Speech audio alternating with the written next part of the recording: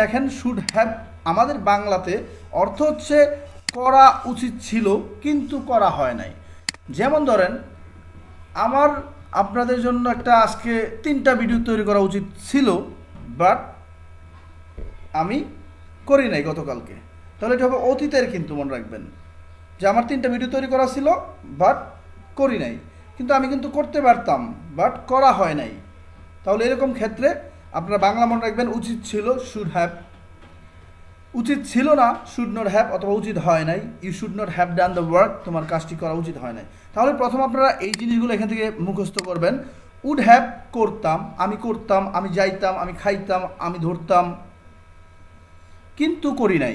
There was possibility to do, would have will be used, there was possibility, সেখানে possibility সম্ভাবনা ছিল but আপনি কাজটি করে নাই। আমরা এটা আপনাকে টোটালি এক্সাম্পল দিয়ে বুঝিয়ে দেবো। এর